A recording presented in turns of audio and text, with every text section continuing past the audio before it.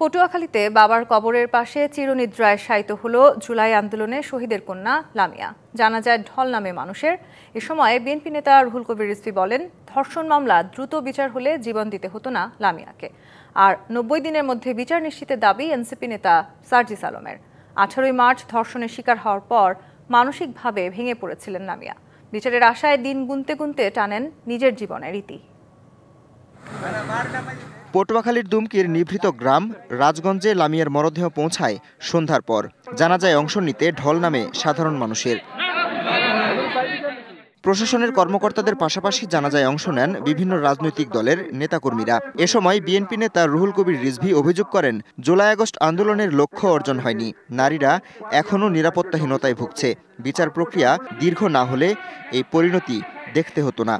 তার উপর উৎপীড়নের সেই বিচারিক প্রক্রিয়া ত্বরান্বিত হলে আজকে হয়তো তার জীবনটি চলে যেত না।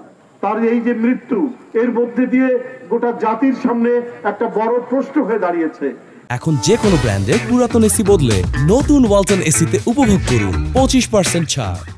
যে জন্য 5ই আগস্টের যে মহাবিপ্লব ঘটলো, সেটা তো কিছু না, সেটা হচ্ছে আমরা গণতন্ত্র।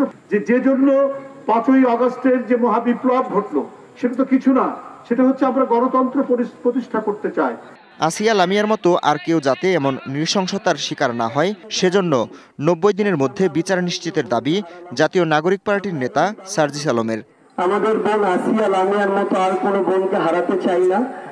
এই খুনিদের সর্বোচ্চ শাস্তি মৃত্যুদণ্ড আমরা আগামী যে 90 দিনের যে সময়, তার মধ্যে আমরা তাদের মৃত্যুদণ্ড দেখতে চাই। পরে বাবার কবরের পাশে সমাহিত করা হয় লামিয়াকে।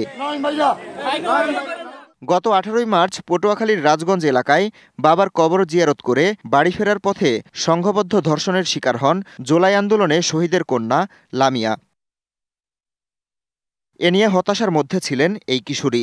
শনিবার রাতে ঢাকার মোহাম্মদপুরের শেখের টেক এলাকায় ভাড়া বাসায় আত্মহননের চেষ্টা করেন তিনি। পরে সোহরাওয়ার্দী হাসপাতালে নেওয়া হলে তার মৃত্যু হয়।